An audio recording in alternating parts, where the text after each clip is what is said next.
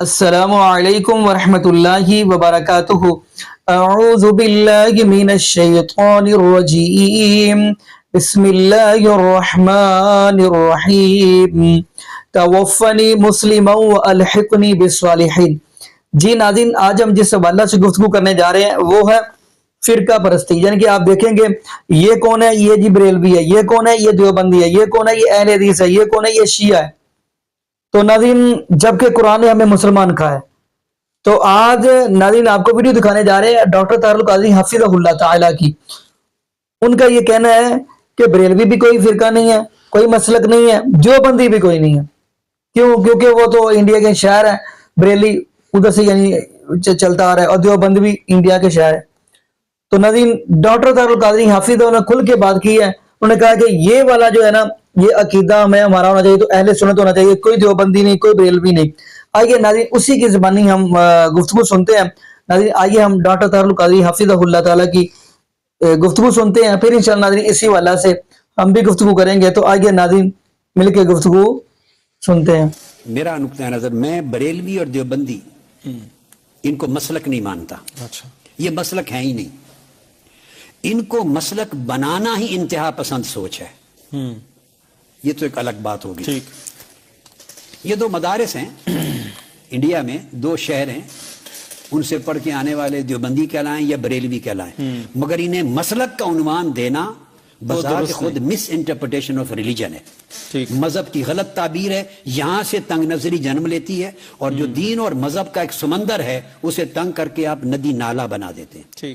جنہوں نے اسلام کو بریلی اور دیوبند کے دو شہروں کا پروڈکٹ بنا لیا ہے، اس سے فتنہ پیدا ہوا انتہا پسندی اور نظریاتی طور پر۔ جنہوں نے اسلام کو صدیوں قبل آقا علیہ السلام کے ساتھ کنیکٹ کرنے کی بجائے اپنے ایک دو اساتذہ اور بزرگوں کے ساتھ جوڑ دیا ہے، وہاں سے فرقہ واریت پیدا ہوئی ہے۔ آپ نے یہ فرقہ واریت جو ہے جی، اس سے کیسے محفوظ رکھ لیا اپنے آپ؟ یہ بڑی عام بات ہے۔ یہ تو ہمارے ہاں تو یہی ایک کسی فرقے کے ساتھ خاص ہو جاتے ہیں۔ بدقسمتی ہے کہ لوگ فرقے کو دین کا درجہ دیتے ہیں اور اسی پہ کٹ مرنے کو جہاد بناتے ہیں، اسلام اور امت مسلمہ پیچھے رہ جاتی۔ یہ سوچ میرا خیال ہے، یہ میں نے کریٹ نہیں کی ہے اپنی زندگی میں۔ میں کریڈٹ دوں گا اپنے والد گرامی کو، جہاں ان سے بہت فیض لیا، محترم فرید ملت ڈاکٹر فرید الدین قادری رحمۃ اللہ تعالیٰ علیہ۔ شاید جینیٹیکلی مجھے یہ مزاج ان سے ملا، پھر ان کی تعلیم و تربیت کا حصہ ہوگا۔ مجھے انہوں نے ابتدائی سکولنگ ہی ایک Catholic European Catholic English school میں کروائی، سیکرڈ ہارٹ سکول۔ بالکل، اب اس سے آپ کا ہورائزن وسیع ہو جاتا ہے۔ پھر اس کے بعد میں نے جو تعلیم لی اور انہوں نے مجھے دی، میں نے پاک و ہند کے علماء اساتذہ سے بھی تعلیم لی۔ علمی خانوادہ ہمارا فرنگی محل سے جا ملتا ہے، لکھنؤ سے۔ علماء بریلی بھی میرے اساتذہ میں ہیں، علماء دیوبند بھی میرے اساتذہ میں آگے چل کر۔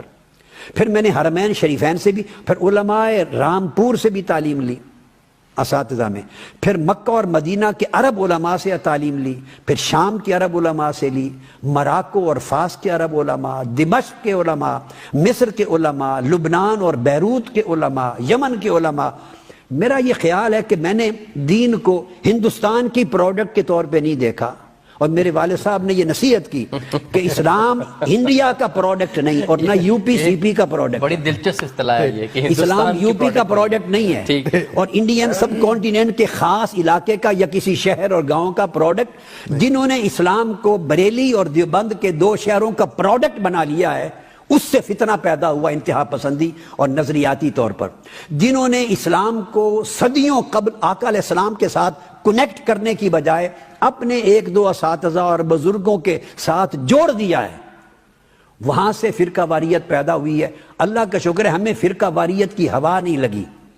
اچھا ٹھیک وہی ہے، نہ دیوبندی چھاپ ہے نہ بریلوی چھاپ ہے۔ وہی میں دیکھ رہا تھا، ایک طرف انور شاہ کشمیری صاحب کے وہ اور ایک طرف یعنی ہم نے علوم کو جمع کیا ہے اور اعتدال پیدا کیا علم میں۔ یہ بات صحیح ہے۔ اور یہ سارے علوم عرب اور عجم کے اساتذہ اپنے والد گرامی کے ذریعے، وہ بھی بغداد اور ان تمام عرب ممالک میں فلسطین تک پڑھے، یہ کر کے ان کو میں نے جمع کیا ہے، اکتساب فیض کیا ہے، اور اس طرح یہ پوری دنیا اسلام سے علم کے جو سرچشمے تھے وہاں سے لے کے تو اور ساتھ آپ یہ ماڈرن ایجوکیشن اس کے ساتھ کمبائنڈ تھی. تبھی یہ اتنا بڑا جو کام ہے.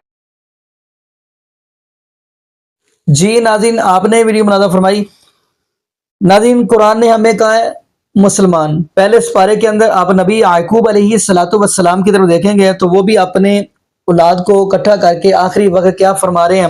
اذ حضر یعقوب الموت اذ قال لبنیہ ما تعبدون قالوا نعبد الہک و الہ آبائک ابراہیم و اسماعیل و اسحاق. خیر یہ پہلے سپارے کی آیت ہے.